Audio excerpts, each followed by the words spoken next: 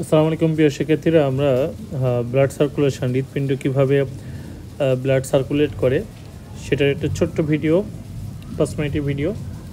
আশা করি এটা ভালোভাবে কানেক্ট করতে পারলে তোমাদের এটা নিয়ে আর কোনো ঝামেলা থাকবে না। হৃৎপিণ্ডের মোট 4টা চেম্বার, 2টা অলিন্দ, 2টা নিলয়। অলিন্দকে চিকিৎসা বিজ্ঞানের ভাষায় অ্যাট্রিয়াম বলা হয়, আর নিলয়কে বলা হয় ভেন্ট্রিকল। সো আমরা সেভাবেই আইডেন্টিফাই করছি left atrium, left ventricle, right atrium, right ventricle. এখন একটা কথা আগে সবাই শুনে নাও। সিস্টোল মানে সংকোচন, সংকুচিত হলে চেম্বার থেকে রক্ত চলে যাবে, কোথায় যাবে সেটা পরের হিসাব। আর ডায়াস্টোল মানে প্রসারণ, ডায়াস্টোল হলে চেম্বারে রক্ত আসবে, কোথা দিয়ে আসবে সেটা আমরা দেখব। ঠিক আছে, তো আমি একটা সাইকেল ড্র করেছি, খেয়াল করে সবাই। আমরা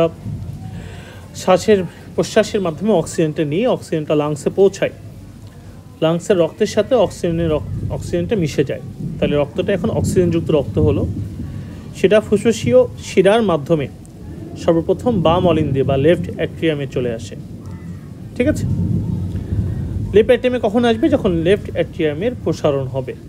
কারণ বলছে চেম্বারে রক্ত আসে কখন? যখন সেটার প্রসারণ হয়।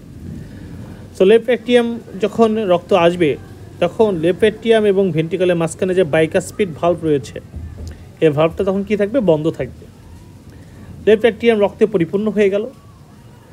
রক্তে পরিপূর্ণ হওয়ার পরে লেফট অ্যাট্রিয়াম সংকোচন করবে বা সিস্টোল করবে।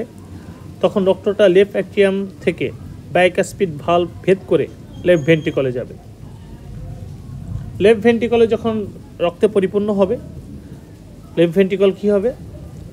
রক্তে পরিপূর্ণ হওয়ার পর লেফট ভেন্ট্রিকল চাপ দিবে, মানে লেফট ভেন্ট্রিকলের সংকোচন হবে। লেফট ভেন্ট্রিকল থেকে বা বাম নিলয় থেকে তৈরি হয়েছে এই যে বিশাল বড় একটা ধমনী, লাল মহাধমনী বা অ্যাওয়ার্টা। এই অ্যাওয়ার্টার মাধ্যমে অক্সিজেনযুক্ত রক্ত সারা দেহে পৌঁছায় যাবে। যখন লেফট ভেন্ট্রিকল সংকোচন করবে, সেই সংকোচন করার কারণে এই অ্যাওয়ার্টা বা মহাধমনী মাধ্যমে অক্সিজেনযুক্ত রক্ত লেফট ভেন্ট্রিকল থেকে সারা দেহে পৌঁছায় যাবে।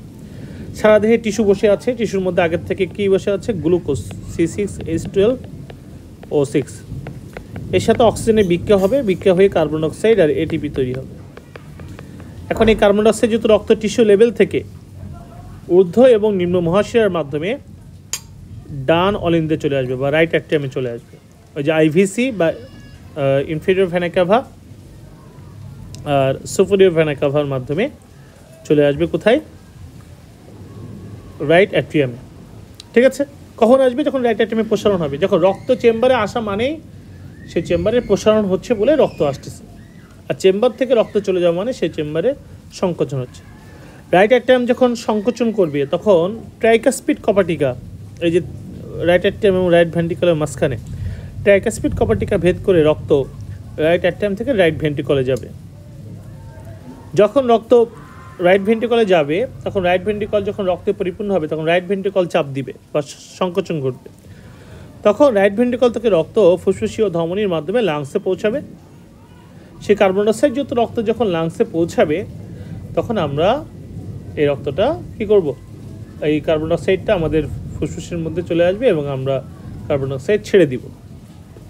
এখন আমি এখানে বাইকাস্পিড এবং ট্রাইকাস্পিড ছাড়া আরও 2টা ভালভের কথা বলেছি। একটা হচ্ছে অ্যাওয়ার্টিক ভালভ আর একটা হচ্ছে পালমোনারি ভালভ।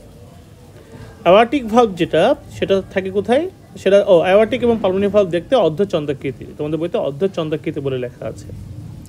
অ্যাওয়ার্টিক ভালভ থাকে কোথায়? দেখো, বাম নিলয় এবং অ্যাওয়ার্টার সংযোগস্থলে, এই যে এটা হচ্ছে অ্যাওয়ার্টিক ভালভ। ঠিক আছে, আর অ্যাওয়ার্টিক ভালভ হচ্ছে এইটা, তাই না? আর পালমোনারি ভালভ থাকে কোথায়? ডান নিলয় এবং ফুসফুসীয় ধমনীর সংযোগস্থলে।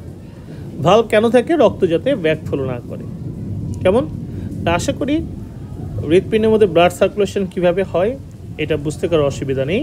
যখন প্রসারণ হয় তখন রক্ত আসে, যখন সংকোচন হয় তখন চেম্বার থেকে রক্ত বের হয়ে যায়।